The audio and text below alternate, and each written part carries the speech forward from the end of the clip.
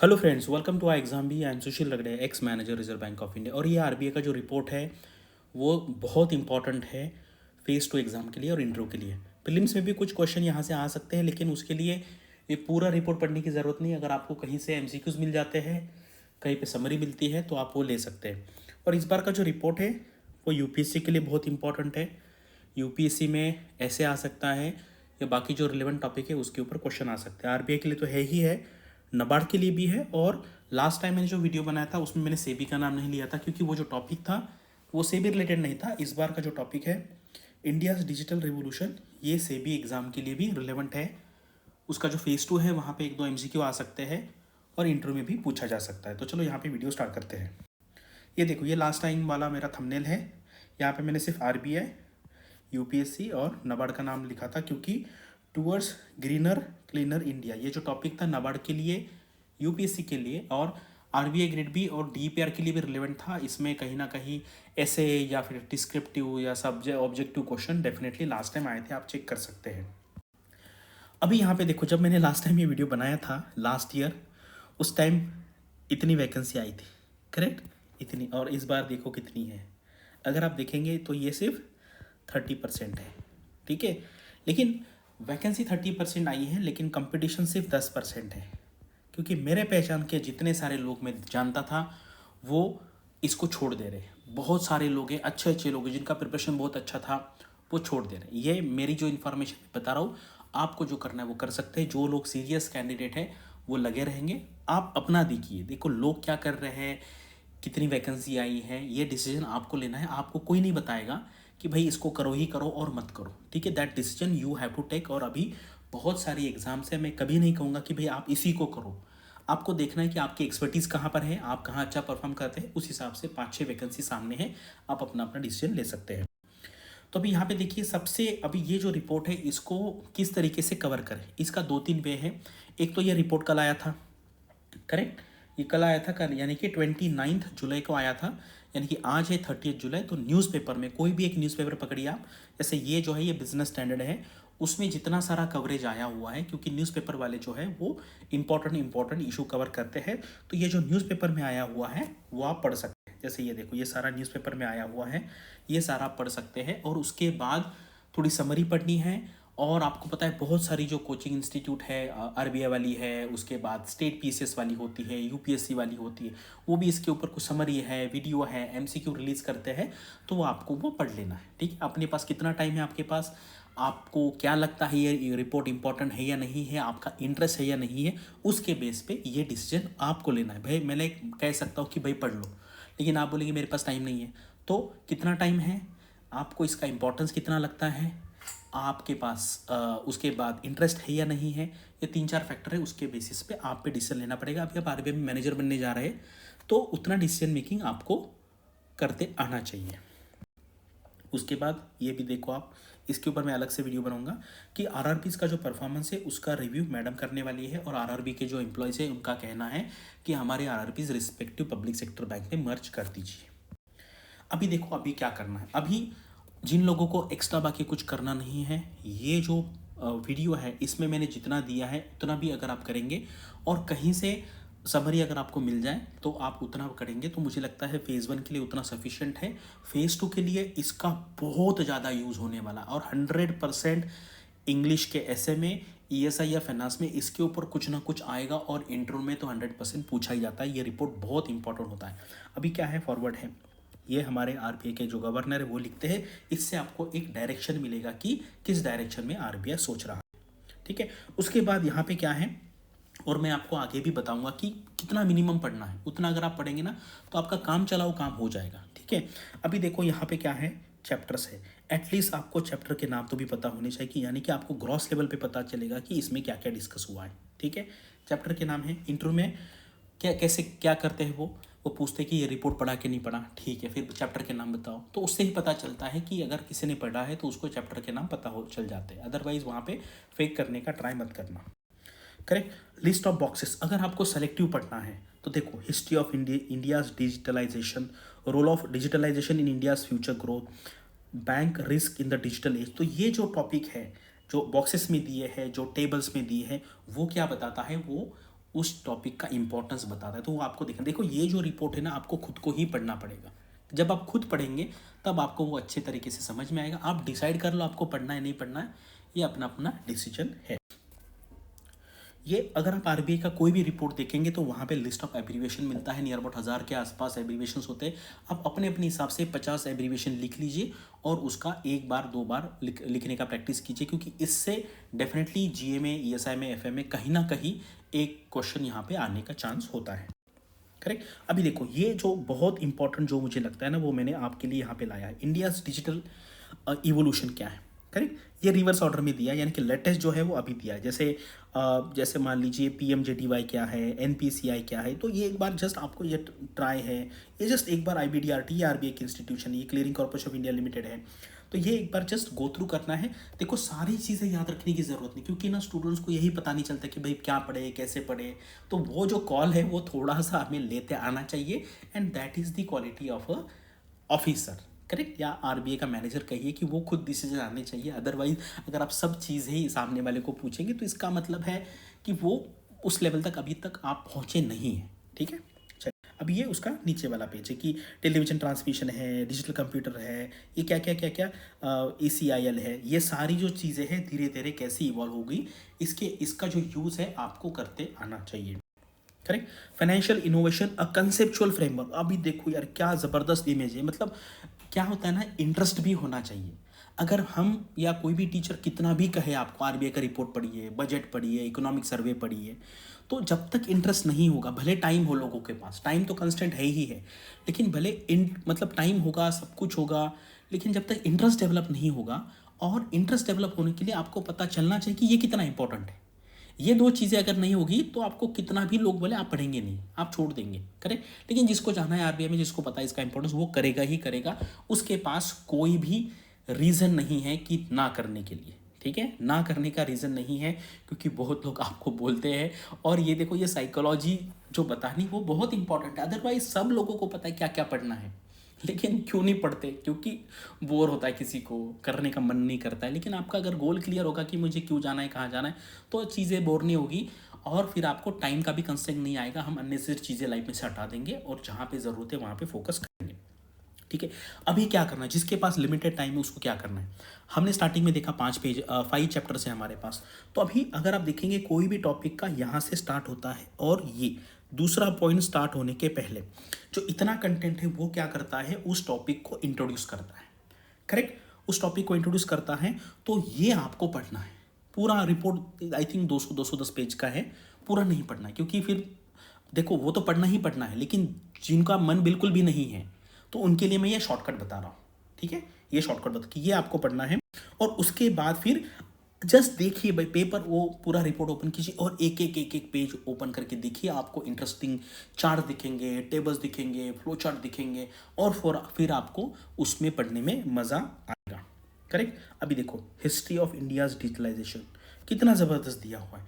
अगर आप ये पढ़ेंगे तो इसका यूज़ देखो, फेज़ 2 जो है ना, जहाँ पे आंसर राइटिंग करनी है, इंटरव्यू है, यहाँ पे आपको आपके पास जितना नॉलेज है उसको वहाँ पर अप्रोप्रिएटली फिट करना होता है। ऐसा कोई स्टैंडर्ड वे नहीं होता। जब आप क्वेश्चन पढ़ेंगे, जो मैं फ्रेमवर्क है डिस्क्रिप्टिव आंसर राइटिंग में बताता हूँ, उस फ्रेमवर्क में अगर आपको बिठाएंगे, और इस बार आपको एक करना है, कोई भी आंसर कोई भी क्वेश्चन आने दो, उसमें ये जो रिपोर्ट है इसके बारे में मेंशन करना ही करना है। कोई भी टॉपिक आने दो, मैं जब हम डिस्क्रिप्टिव आंसर राइटिंग की प्रैक्टिस करें तब मैं बताऊंगा कि कैसे कनेक्ट करना है। कोई भी टॉपिक आने दो, ये रिपोर्ट को वहाँ पे मेंशन करना है। हमें 4 क्वेश्चन लिखने हैं ईएसआई में, फाइनेंस में 4 क्वेश्चन लिखने हैं, तो ईएसआई में किसी एक आंसर में और फाइनेंस के पेपर में किसी एक आंसर में इस रिपोर्ट को मेंशन करना ही करना है। और बहुत हाई पॉसिबिलिटी है कि डायरेक्ट क्वेश्चन इस रिपोर्ट पर आ जाए। ठीक है, लास्ट ईयर भी देखो, मैं पिछले 10-12 साल से इसको पढ़ा रहा हूँ, तो ये थोड़ा सा एक आइडिया आ जाता है कि किस टाइप के क्वेश्चन आते हैं। आप देखो फिर, अदरवाइज फिर क्या है, पिछला भी रिपोर्ट देखो, आए थे कि नहीं आए थे, आप उसमें खुद आइडेंटिफाई कर लेंगे। करेक्ट, ये देखो ये पूरा रिपोर्ट दिया हुआ है यहाँ पर, वो आपको यहाँ पे पढ़ लेना है। फेज़ 1, फेज़ 2, फेज़ 3, फेज़ 4, ये सारा यहाँ पे दिया हुआ है। ये इन्फॉर्मेशन है, आपको अप्रोप्रिएट जगह पे लिखते आना चाहिए। इंट्रो में अगर कुछ पूछा है तो वहाँ पे आपको बताते आना चाहिए। करेक्ट, अभी देखो, अभी ये क्या है, मैंने कहा इंट्रोडक्शन पढ़ना है। अभी देखो ये फर्स्ट चैप्टर का कंक्लूडिंग ऑब्जर्वेशन है। यहाँ पे क्या किया है, अगर आप देखेंगे ना, तो आपको पता चलेगा। यह यहाँ पे देखो चैप्टर 3, करेक्ट। उसके बाद यहाँ पे चैप्टर 2, करेक्ट। चैप्टर 1, ये चैप्टर 1 है, फिर चैप्टर 2 है, चैप्टर 3 है। उसके बाद ये देखो चैप्टर 4 और ये है चैप्टर 5। हो गई कि नहीं आपकी समरी? यानी कि वो जो स्टार्टिंग का इंट्रोडक्शन है हर चैप्टर का कंक्लूजन, और ये यहाँ पे दिया है मिनिमम इतना तो करना ही करना। अगर जिसको नहीं करना है फिर आप अपने मन से आपको जो चाहे वो कर सकते हैं। देखो यहाँ पे क्या है ना, ये जो एग्ज़ाम है आरबीआई में मैनेजर बनने की एग्ज़ाम है। देखो आपको रेडीमेड कंटेंट दिया जाएगा। अभी हमने प्लान किया इसके ऊपर 50 एमसीक्यू बनाए, इसके ऊपर 20-25 पेजेस की समरी बनाए, वो तो मिलेगा ही मिलेगा। लेकिन एक बार आपको डायरेक्शन मिल गया तो भाई जो कैंडिडेट है जो उस बनने को लायक है उसको समझ में आ जाएगा। जो ब्रिलियंट बच्चे होते हैं उनको बस डायरेक्शन चाहिए होती, डायरेक्शन मिल गई तो वो आगे कर लेंगे, करेक्ट। उसके बाद the digital personal data protection act, ये भी बहुत इंपॉर्टेंट है। इसके बारे में क्वेश्चन आएगा ही आएगा। आपको ये, आप पहले क्या कीजिए, देखो टाइम डिसाइड कीजिए आपके पास कितना टाइम है। मान लीजिए आपके पास 15 आवर्स है इसको पढ़ने के लिए। अभी तो मैं जो देखो जो जॉब कर रहे हैं ना जिनके पास कम टाइम है, अभी मैं आपको सजेस्ट नहीं करूंगा कि ये पढ़ो। अभी आप कहीं से भी आपको समरी मिलती है या एमसीक्यू मिलते हैं वहां से कर लो। लेकिन फेज 2 के लिए आपको, मुझे लगता है मिनिमम 15 आवर्स इस पे स्पेंड करने चाहिए। इससे आपको इतना डेटा मिलेगा, उससे आपका जो आंसर है बाकी कैंडिडेट से अलग दिखेगा। देखो लोगों को ना ये जानने में बहुत इंटरेस्ट है, सर बताइए हमें क्या करना है हमें आरबीआई में सेलेक्ट करने के लिए। जब मैं बताऊंगा इकोनॉमिक सर्वे पढ़ो, बजट पढ़ो, सर यार ये तो बोरिंग काम है, ये मत बताओ मुझे। तो ऐसे कैसे होगा? पढ़ाई तो करनी पड़ेगी, करेक्ट। क्वांट के क्वेश्चन सॉल्व करने पड़ेंगे, रीजनिंग के क्वेश्चन सॉल्व करने पड़ेंगे, मॉक टेस्ट सॉल्व करने पड़ेंगे, खुद को स्ट्रेच करना पड़ेगा, और ये सारा बोरिंग काम है, करेक्ट। मुझे बताओ सच में है क्या नहीं है? तो इसके लिए बहुत मेहनत करनी पड़ती है, आराम से कुछ नहीं होगा। सबको पता है यूपीएससी में आईएएस कैसे बनना है, सबको पता है। आरबीआई ग्रेड भी आपको सबको बनना है, लेकिन वो करना नहीं है, ठीक है। जैसे हेल्थ बनानी है तो सुबह 4 बजे उठ के घूमने जाना है, सबको पता है। हेल्थ बनानी है तो कुछ कुछ चीज़ें नहीं खानी है, क्या खाना है सबको पता है, लेकिन सब लोग नहीं करते। फिर लोग बोलेंगे भाई आप क्या बोल रहे हो? देखो जो पैसे कमाने के लिए, सक्सेस होने के लिए जो पता है वो सब कुछ मार्केट में फ्री अवेलेबल है, लेकिन लोग करते नहीं, और जो करते हैं वही आगे जाते हैं। अभी survey on the innovation adaptation by banks. देखो innovation adapted by the banks mobile banking में है। उसके बाद innovation to be adopted in a less than year, 1 साल के अंदर अडॉप्ट हो गया। देखो चैटबॉट, बहुत बैंक्स ने, प्राइवेट बैंक्स ने, गवर्नमेंट बैंक्स ने भी अभी चैटबॉट का यूज़ करना चालू किया है। देखो ये जो है ना, कभी कभी क्या होता है डायरेक्टली क्वेश्चन इस पे ऊपर आ भी सकता है, अगर नहीं भी आए तो ये जो डेटा है, ये इंफॉर्मेशन है, इसका यूज़ आपको करते आना चाहिए। डिस्क्रिप्टिव आंसर राइटिंग इसलिए डिफिकल्ट है क्योंकि क्वेश्चन कभी भी डायरेक्ट नहीं होता है। आपके पास दिमाग में बहुत सारी इंफॉर्मेशन है, बस उसको आपको वहाँ पे लॉजिकल फॉर्म में एक अच्छे से इंग्लिश में वहाँ पे लिखना है, यानी कि सामने वाले को पता चले कि इसका थॉट प्रोसेस कैसा है, इसका इंग्लिश कैसा है। देखो इंग्लिश अच्छा तो होना ही चाहिए। अगर कोई बोलेगा कि मेरा इंग्लिश अच्छा नहीं है तो फिर मेहनत करनी पड़ेगी, करेक्ट, मेहनत तो करनी पड़ेगी, correct. Overlap in the fintech activities, देखो बैंकिंग टेक है, पेमेंट टेक है एंड लेंडिंग टेक है, इसमें कहाँ कहाँ कितना कितना ओवरलैप हुआ है। बीएनपीएल का मतलब होता है बाय नाउ पे लेटर। अलग अलग कंट्री की कंडीशन किस तरीके से दी है यहाँ पे दिया हुआ है, correct. Digital lending ecosystem in India, देखो क्या क्या बैंक्स है यहाँ पर, individual entities other than banks है, तो ये सारा आप यहाँ पे देख लीजिए। ज़्यादा यहाँ पे टेंशन मत लीजिए, क्योंकि बहुत सारे स्टूडेंट्स को ऐसे लगता है कि यार मैं पढ़ूंगा मुझे याद कैसे रखेगा। देखो लाइफ में बहुत, जैसे सिंपल मैं एक बहुत बार एग्जाम्पल देता हूँ। आप डेज कैसे करते हैं, 365 डेज है और हर डे में कुछ ना कुछ, कभी 2 3 4 5 6 एक्टिविटी होती है, तो टोटल अगर आप देखा जाए तो 800 से 1000 डेज है। तो आप कैसे करते हैं? तो आप सारे डेज थोड़ी करते हैं, आप 50-60 डेज करते हैं, उसमें से आ गया तो आ गया, अदरवाइज नहीं। अभी जैसे स्टेट्स है हमारे, हर स्टेट में कोई सीएम है, हर कोई गवर्नर है, फिर मिनिस्टर है, फिर ये है, फिर वो है, हम कैसे याद रखते हैं? हम सिलेक्टिव करते हैं, उसी तरीके से ये करना है, करेक्ट। इसका यूज़, लेकिन मैं बार बार बोल रहा हूँ, इसका यूज़ फेस 2 के लिए ज़्यादा है एंड इसका यूज़ इंटरव्यू के लिए ज़्यादा है। देखो ये जो है ना वीडियोज़ ऐसे होते हैं, ये सबके लिए नहीं होते हैं। जो 10% स्टूडेंट है ना, जो रियली डिजर्विंग होते हैं, उनको ही समझ में आता है। बाकी लोग तो ऐसे देखेंगे भाई इसका क्या करना है।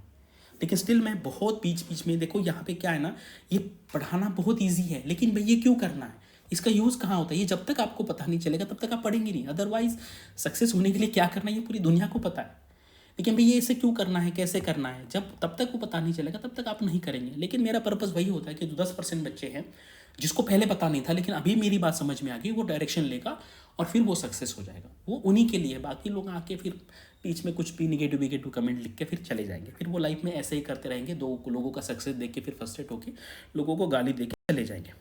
Correct. Gain from the DBT and other governance reform. अभी देखो ये जो इंफॉर्मेशन है, ये अगर आप कोई भी क्वेश्चन आता है गुड गवर्नेंस का, उसके बाद इफिशियंसी का, तो आप वहां पे लिख सकते हैं कि इससे क्या क्या बेनिफिट हुआ। करेक्ट। कि एस्टिमेटेड सेविंग्स एंड बेनिफिट्स, हम ये क्या है, हमारा इकोनॉमिक एंड सोशल इश्यूज का टॉपिक है कि ये सारी टेक्नोलॉजी की वजह से गवर्नमेंट का कितना पैसा सेव हो रहा है। ये पैसा फिर बाद में हम अलग अलग सोशल सेक्टर इनिशिएटिव में लगा सकते हैं। ये हमें आना चाहिए। देखो नाबार्ड में, इसलिए मैंने कहा नाबार्ड में है, पीएम किसान है, पहल है, करेक्ट, पीडीएस है। तो ये सारे, ये सबसे इंपॉर्टेंट स्लाइड ये है। ये स्लाइड समझने का ट्राई करो। ये एटलीस्ट अगर आपको कुछ नहीं करना है तो देखो मैं इतने बार हैश लिख रहा हूँ, अगर कुछ नहीं समझा तो ये स्लाइड जो है अच्छे से समझने का ट्राई करो। इसके ऊपर 15-20 मिनट स्पेंड करो और अच्छे से खुद के लैंग्वेज में एक राइटअप लिखो। फिर वो राइटअप आपको एसए में कैसे यूज़ करना है, फिर बाद में इंटरव्यू में कैसे यूज़ करना है, फिर उस टाइम पर मैं आपको बताऊँगा। तो ये याद रखिए। करेक्ट। ये देखो, major lending, digital public infrastructure and digital public goods in India. Correct. Public goods यानी कि जो, जैसे ये जो हमारा यूपीआई है इसको पब्लिक गुड कहते हैं। पब्लिक गुड यानी कि सब लोग उसको यूज़ कर सकते हैं। जैसे कोई डैम है वो पब्लिक गुड है, पब्लिक पार्क है वो पब्लिक गुड है। ये हमारा फाइनेंस का टॉपिक भी है, पब्लिक गुड क्या होता है। करेक्ट। और उसके बाद की learning from the cross country, जो है अलग अलग कंट्रीज़ में क्या क्या डिजिटल इंफ्रास्ट्रक्चर में इनिशिएटिव्स हुए हैं वो यहाँ पे दिया हुआ है। ठीक है। Impact of digitalization on monetary policy transmission, ये क्वेश्चन इंटरव्यू में पूछा जाता है।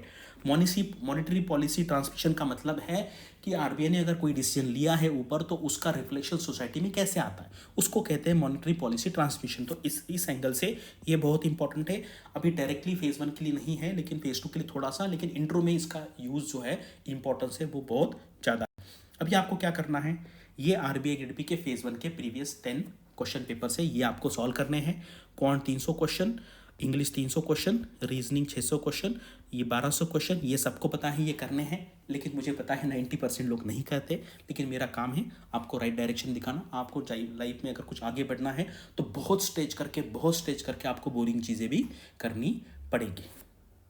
इसके ऊपर कोई भी क्वेश्चन है तो कमेंट सेक्शन में बताइए। अभी जो कोर्स के स्टूडेंट हैं उनके लिए इसके ऊपर 50 MCQs आएंगे, 20-25 पेज की समरी आएगी। आप अपने जहाँ से आपने कोर्स लिया वहाँ पे भी आएगा, तो आप कहीं से भी पढ़ लीजिए। ठीक है। और बाकी भी यूट्यूब चैनल देखिए, वहाँ पे क्या मिलता है। सब जगह पे हमें जो जो मिलना चाहिए हमें सक्सेस होने के लिए, वो हमें करना है। Thanks for watching this video and all the best for studies and upcoming examinations.